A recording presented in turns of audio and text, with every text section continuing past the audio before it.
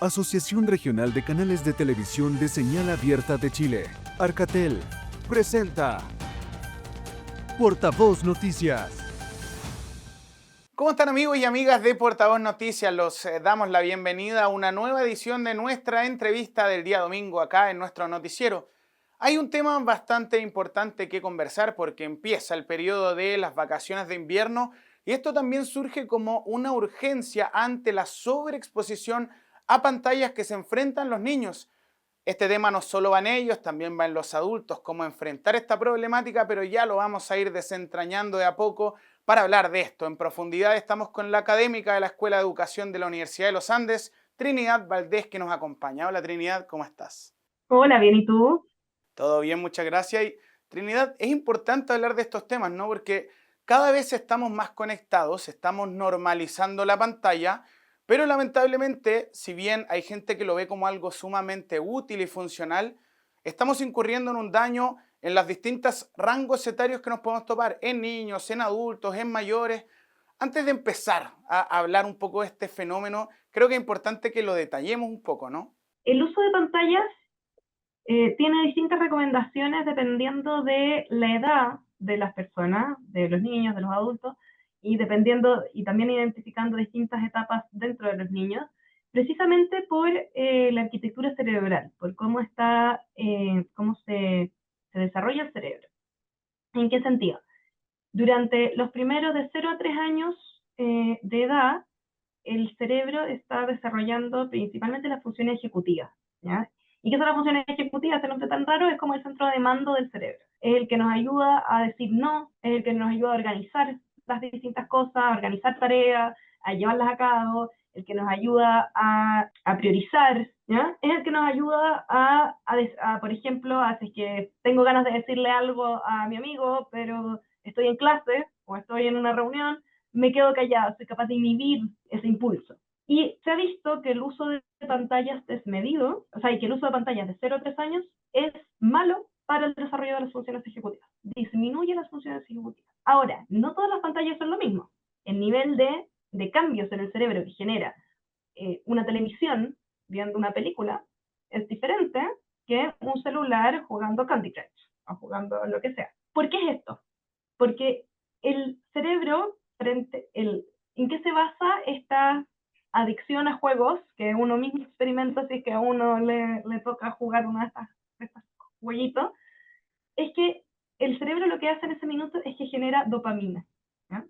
Que es el neurotransmisor de la felicidad. No, ni siquiera de la felicidad como de la euforia. Es lo mismo que se genera, es el mismo sistema de, eh, de premio que se libera cuando los adultos o los niños, pero espero que no, pero cuando las personas consumen drogas. ¿Ya? Es el mismo sistema. Entonces, ¿qué pasa? Es que yo cada vez que recibo un estímulo, genero dopamina, esto como que inunda mi cerebro y droga el cerebro, que está siempre en búsqueda de esta sensación de euforia y de recibir este premio. Entonces, cuando tengo un uso de pantallas excesivos, y especialmente estas pantallas interactivas, le hago mal al cerebro que sea. Al adulto que está jugando Candy Crush 1 hora al día, o que recibe dopamina por cuántos likes le dan a la publicación que hizo, porque genera el mismo efecto, también le hace mal. Pero el nivel de desarrollo de su cerebro, su corteza prefrontal, donde están anidadas estas funciones ejecutivas, por lo menos ya se ha desarrollado. Cuando estamos hablando de un niño pequeño, le impide que se desarrolle. El nivel de dopamina, como para tampoco asustar a los papás, el nivel de dopamina que genera una película que se acaba es diferente que el nivel de dopamina que genera una serie en donde veo el siguiente, que los mismos adultos hacemos maratón de, como que no podemos parar de ver el siguiente capítulo de la serie. Y es distinto, y eso es incluso menos malo que lo que hacen estos juegos interactivos. Entonces hay grados, no todo es igual. Claro, no, y acá hay bastante donde podemos ir tirando líneas, como me gusta decir a mí, porque en el fondo, por un lado, tenemos eso que decías tú, ¿no? Está esta dopamina que se va generando, comparable con las drogas, comparable, por ejemplo, con el tema de los juegos de azar, que tiene mucho estímulo visual, sonoro, auditivo, y que, por ejemplo, podemos ver que en redes sociales sí hay un fenómeno y hay una tendencia de que cuando uno ve un reel o ve un TikTok, cada vez se exigen más elementos para que la persona que está como consumiendo ese contenido tenga focos de atención que lo mantengan pegado al video. O sea, ya cuesta más enganchar a una persona con una narrativa que tome tiempo, sino que tiene que ser todo instantáneo, todo cortado, todo veloz, ¿no? Efectivamente se ha visto una correlación, no podemos decir una causalidad todavía, pero sí una correlación bastante alta entre el uso de pantallas y el déficit atencional. ¿Ya?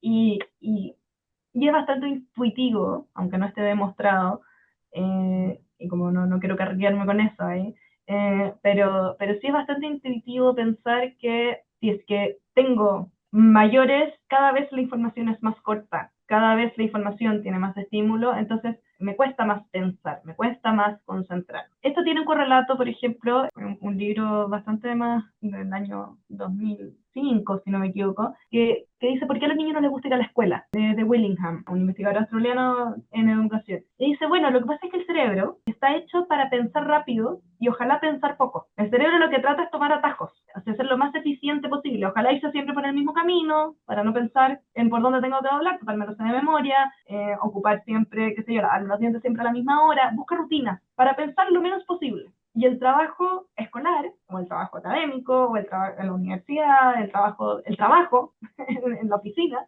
requiere pensar y requiere parar, requiere profundidad. Y eso es como ir contra el cerebro, como contra esta función de eficiencia del cerebro. Y entonces hay que enseñarle al cerebro a buscar porque sí tiene una gratificación y sí tiene incluso su correlato como en gratificadores neuronales, en gratificadores en el cerebro, químicos, pero que se generan con el largo plazo y que de hecho generan una felicidad como más y una sensación de autoeficacia, una sensación de poder hacer cosas, una sensación, una mejor autoestima. Todo esto se logra cuando logro hacer cosas difíciles, pero para eso tengo que practicar hacer cosas difíciles. Porque en el fondo ahí, una vez que uno se termina como desconectando de la pantalla, desconectando de las redes, vendría una especie como de bajón enérgico, de bajón anímico, no sé quizás cómo definirlo, pero sí es y se siente que es esa euforia totalmente momentánea, que se acaba rápido. Es como una rápido. abstinencia. Cuando si yo me quito el celular durante 2 días, probablemente voy a estar ansioso. No lo voy a pasar bien, porque todos nos hemos hecho dependientes del celular. O sea, incluso, qué sé yo, aunque uno trate de no, te pide la clave para entrar a tu correo, te lo pide del celular. O sea, incluso si estoy tratando de no usarlo, tengo que estar conectado porque ya el mundo funciona así. Pero genera, efectivamente, estar lo más desconectado posible, genera una sensación para quienes nos hemos hecho adictos, incluyo lamentablemente, genera una sensación de como cuando se dejan las drogas. Hay una angustia de por medio. Exacto, genera angustia porque hay una dependencia. Trinidad, ya quiero que en breve vamos a entrar a desentrañar un poco recomendaciones de cómo enfrentar este fenómeno, que es algo a lo cual nos hemos tenido que adecuar, que es parte de nuestro día a día y que hemos tenido que convivir con él. Pero antes me gustaría que nos situemos en marzo del año 2020, porque indudablemente el inicio de la pandemia tiene mucho que ver con este fenómeno porque abrió las posibilidades de la interacción y de la funcionalidad del ser humano a través de la hiperconectividad que nos traen las pantallas. O sea, por un lado, los niños, los jóvenes, que se hablan más por videollamada, que es mucho más común. Por otro lado, vemos como los adultos empezaron con el formato del teletrabajo. E incluso hay ciertas universidades que también adoptaron el tema de las clases vía telemática para su funcionamiento. Entonces, viendo este fenómeno, yo creo que sería bueno detallarlo en los distintos como rangos etarios que te mencioné. ¿Cómo a fin de cuentas ha repercutido y de qué manera hemos tenido que reacostumbrarnos a una nueva normalidad que es mucho más conectada? Y yo creo que hay que distinguir de qué estamos hablando en cada cosa. Por ejemplo, para un niño que pueda hablar con su abuela que vive en otra ciudad, un niño que vive en Temuco y que quiere hablar con su abuela en Concepción, es muy distinto estar hablando con alguien, así como estamos hablando tú y yo, que asemeja mucho más la interacción, una interacción real en donde yo veo tu cara, en donde tengo que hacer pausas para escucharte, en donde no te puedo poner pausa o no te puedo poner en 2x, en donde es una interacción mucho más real Eso, de hecho, se ha visto que no tiene efectos negativos en cuanto a cuando estamos hablando de una conversación uno a uno. O por lo menos no se han demostrado todavía. Y en general nos genera preocupación por lo mismo, porque se mantienen ciertas características que son elementales de la interacción humana. Distinto es pasar a hacer clases online con niños de 10 años. Y es muy diferente si hacemos clases online con niños de 10 años que si hacemos clases online en un magíster. Yo, por ejemplo, hago clases en el magíster de educación, soy directora del magíster en educación en la universidad, y tenemos clases que son una vez al mes presencial, de manera de no perder la presencialidad, de generar vínculos, generar relaciones de grupo, mejorar tus redes profesionales. Y las otras 3 semanas del mes sí son online, para aprovechar que todos los beneficios que eso tiene. Pero es muy diferente que hacer clases con niños de 10 años, porque estamos hablando de gente de 35 o 40 años, que está haciendo magíster porque le interesa, y porque entonces están bien todas las cámaras prendidas, llega todo con las cosas leídas, o sea, el nivel de involucramiento es absolutamente diferente que cuando yo hacía clases de la pandemia en colegio, en donde tenía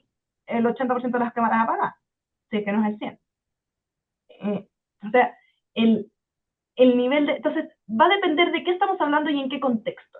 Cuando hablamos del teletrabajo, porque pueden haber cosas muy positivas. Es distinto hacer teletrabajo, por ejemplo, para alumnos, para un padre o madre con niños pequeños, y hacer teletrabajo para alguien que no tiene niños pequeños. O sea, el nivel de estrés que le va a generar al papá o la mamá, y me incluyo, yo tengo 4 niños chicos, de trabajar con los niños en la casa, es mucho peor estar en la casa que estar en la oficina. O sea, es imposible trabajar. Entonces esto como que depende del contexto, depende de qué estamos hablando y del contexto. Perfecto, Trinidad, ya vamos a seguir conversando un poco de este tema y de qué forma podemos combatir este fenómeno que tanto está afectando en los distintos rangos etarios.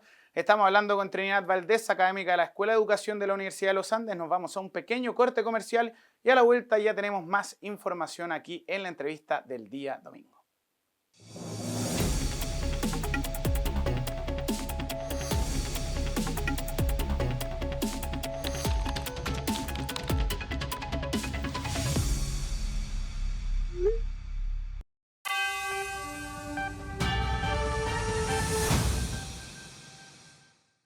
Ya estamos de vuelta después de este breve corte comercial y hablábamos un poco del fenómeno de tantas pantallas encendidas que nos tienen hiperconectados, los daños y las recomendaciones para enfrentar este fenómeno. Estamos hablando con la académica de la Escuela de Educación de la Universidad de los Andes, Trinidad Valdés. Y Trinidad, antes de que ya lleguemos a esas recomendaciones tan necesarias, ¿no? Yo me quería quedar con algo que dijiste un poco antes del corte comercial, que era el tema de la relación uno a uno, que si bien vía telefónica, vía telemática, no se han notado efectos necesariamente negativos, sí hay una parte de todas formas que se pierde en la diferencia de el interactuar de manera presencial, ¿no? El ver los rostros, el ver los gestos, el ver el lenguaje corporal, que quizás nos puede llevar a poder empatizar más con la persona que tenemos al frente, ¿o no? Absolutamente, y de hecho es súper grave. Yo no diría que no se han visto los efectos negativos, no se han visto las diferencias bien, si es que estamos hablando de una videollamada, en un contexto en especial, de uno a uno, o sea, cuando es una situación como muy específica. Si vamos, por ejemplo, al uso que le dan los jóvenes, la generación de entre 15 y 20 años salió este año en marzo una encuesta en que decía que su forma principal de comunicarse con sus pares es vía mensaje, vía audio y luego vía persona. O sea, la tercera manera, recién en tercer lugar está la conversación uno a uno presencial, en donde estoy con todo mi foco puesto en ti. Y eso no solamente influye en el tema del foco, pero también influye mucho en la sensación de aislamiento que tienen los jóvenes. O sea, el aumento de las depresiones, el aumento del nivel de suicidio a nivel de juventud, de la adolescencia, y cada vez más temprano. Antes de la pandemia no teníamos casos, los psiquiatras no tenían casos de niños de 10 años, 11 años con intentos de suicidio. Hoy día sí. Y eso es por un aislamiento casi total que viven en la práctica los niños.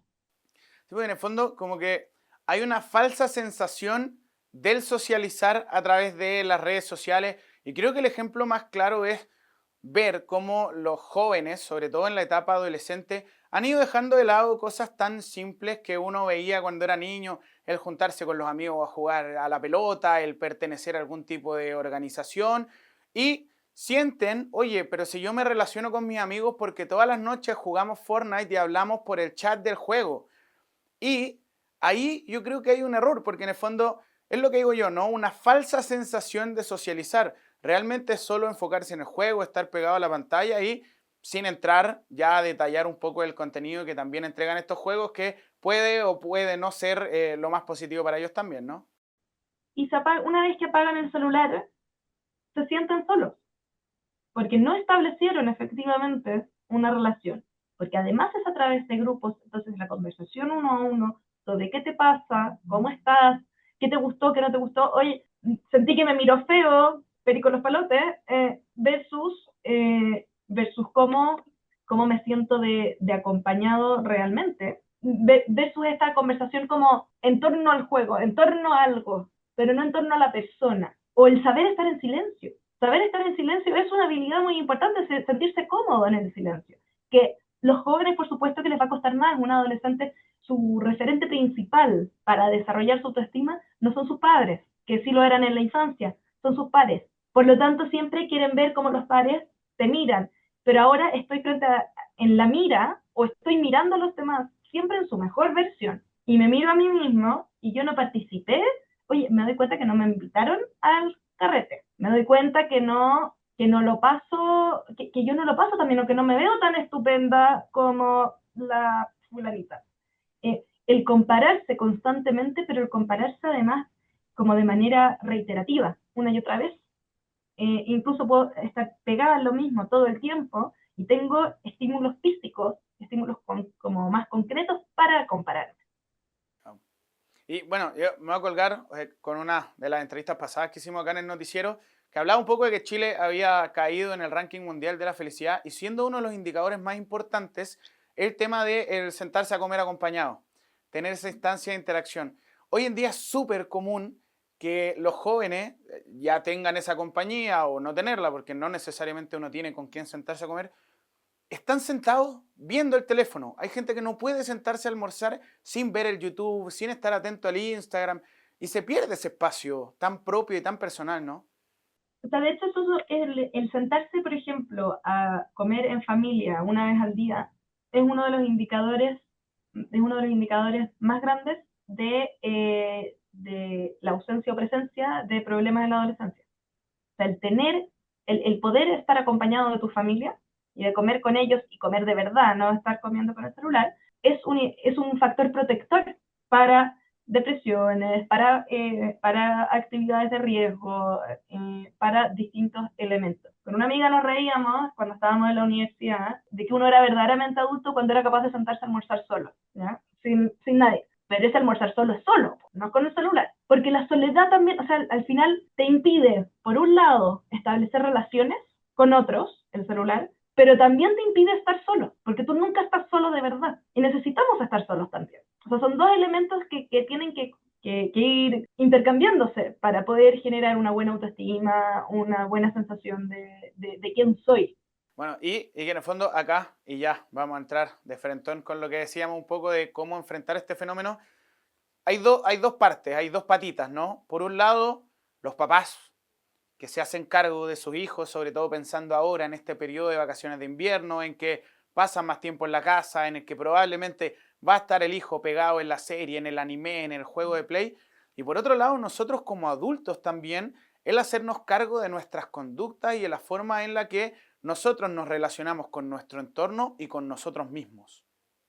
Mira, te lo voy a poner ambas cosas desde la teoría y desde la práctica, yo como personalmente, ¿ya? Como un poco para también acercarlo que los estudios se viven, ¿ya? No están en el aire. El nivel de adicción de los padres y el nivel de uso de los padres es el mayor, va a ser el modelo que van a tener los niños. O sea, los niños no son simpáticos, no son, qué sé yo, son respetuosos con los demás porque el papá o la mamá le digan que son respetuosos. Van a ser respetuosos si ven que el papá y la mamá son respetuosos. O sea, si yo les digo que sean respetuosos y después voy y le grito al que va manejando al lado una certa garabato porque se tiró mal, entonces el niño va a aprender eso, va a aprender por el ejemplo. Yo soy muy adicto a mi celular Entonces, eso es lo que van a aprender los niños, que eso es lo que hay que hacer, ¿ya? Aunque yo les diga que no tengan que usar. Y acá, por poner un ejemplo, acusándome, iba en el auto con mis niños hace un par de meses y le pregunto al de 6 y al de 4, bueno, ¿ustedes encuentran que yo uso mucho mi celular? ¿No alcanza a decir celular? El de 6, sí, inmediatamente. ¿Les gustaría que lo deje en el closet cuando esté con ustedes?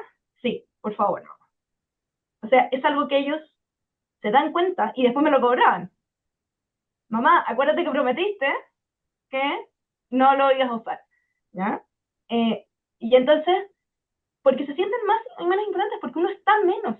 O sea, estar sentado con los niños y estar uno en el celular. Les estoy diciendo a ellos que no son importantes. Ahora, podría estar también, en vez, leyendo un libro, porque tampoco tengo que estar 24/7 con los niños también se tienen que entretener entre ellos, se tienen que entretener solos, sí, no son unos jueguitos que hay que mirar todo el día. Pero es distinto modelarle la lectura que modelarle el uso de redes sociales. Y sobre qué hacer ahora en vacaciones, ¿ya? ¿Y cuál es la dificultad? Yo creo que acá hay que mirar un poco esto lo que te decía al principio, de que no es lo mismo ver una película que se acabe, que ver un montón de series, que un montón de capítulos de series, que pasarle el celular con juegos. No es lo mismo porque el nivel de dopamina que generan es diferente y el nivel de desregulación posterior, porque recordemos que te genera esa sensación de angustia cuando termina, en el que tú quieres más y más y más.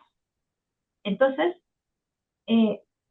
esa sensación genera en un niño pequeño una desregulación mucho mayor, ¿ya? Esta falta de saciedad, por decirlo. Entonces, la recomendación es ocupar, ojalá, especialmente con niños más pequeños, películas y ojalá que las vean de nuevo al día siguiente, porque se van aprendiendo las historias, pasa a ser más como un cuento. Y quizás también, por ejemplo, redefinir un poco el valor que tienen estos mismos contenidos que van viendo los chicos. O sea, yo te escucho hablar y pienso, ok, si un niño quiere ver una película, es sumamente distinto a que llegue su papá, su mamá, se siente con él a ver esta película y una vez que se apaga, que se genere una instancia de diálogo, de interacción. Oye, ¿qué les pareció la película? ¿Cómo lo vieron? ¿Qué les parecieron los personajes?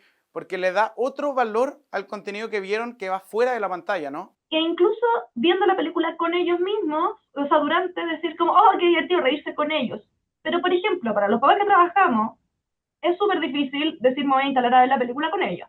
Bueno, eso quizás no está dentro de la posibilidad, estoy trabajando, pero es distinto ponerle una película que dura 1 hora 20, ojalá de las antiguas, le dicen, y ojalá Cars, no sé, como cosas que son de contenido menos activo, por decirlo así, o como menos mareador. Es distinto eso y decir, bueno, cuando se apague la película se acaba, y es una película que tiene fin, entonces el niño sabe que se acaba. Versus ponerle Paw Patrol, que tiene infinitos capítulos y que quiero ver otro, y otro, y otro. Por mucho que uno le ponga el límite y lo cumpla, pero probablemente te va a generar una desregulación mucho mayor en el niño, ponerle la serie y cortársela, aunque cumplas tu límite, te va a generar como que la consecuencia va a ser peor para ti, además de para el niño.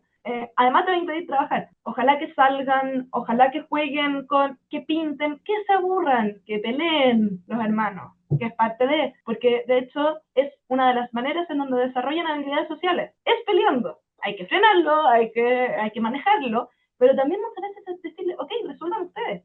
Yo los freno, pero resuelvan ustedes el problema. No le voy a dar yo la solución. Y ya Trinidad, para ir cerrando, te voy a poner un ejemplo total y completamente personal, que creo que igual es bueno para analizar. Yo me acuerdo cuando era chico, mis papás eran mucho de hacer juegos cuando íbamos trasladándonos de un lugar a otro en auto. Hoy en día probablemente en el auto las conversaciones existen poco porque todos están pegados al teléfono o manejando, la persona que maneja. Y me acuerdo que me decían, cuenta la cantidad de autos rojos, o cuando las patentes solo tenían dos letras, suma los dígitos. Pequeños detalles, pequeños minijuegos que a fin de cuentas te despegan del teléfono y te terminan apegando a la realidad y a tu entorno, ¿no? O sea, una recomendación absoluta que hay es no ocupar celulares ni ninguna pantalla durante los viajes. Que duerman, que se aburran, que miren, que conversen, que armen juegos. Ojalá jugar a los grifos, a contar los autos tanto, da lo mismo, a sumar dígitos, a mirar al veo, infinito. Pero esos juegos hacen que los niños desarrollen capacidad de concentración, que desarrollen habilidades numéricas, que desarrollen el respetar turnos, que desarrollen distintas cosas que con la pantalla no van a desarrollar, que conozcan a sus papás, que conozcan a sus hermanos. Bueno, con estas recomendaciones parece que nos está pillando el tiempo. Damos por terminada una nueva entrevista el día domingo aquí en Portavoz Noticias. Estuvimos conversando este tema tan importante como la sobreexposición a las pantallas con la académica de la Escuela de Educación de la Universidad de los Andes, Trinidad Valdés. Trinidad, muchas gracias por acompañarnos. Gracias a ti, que estés muy bien.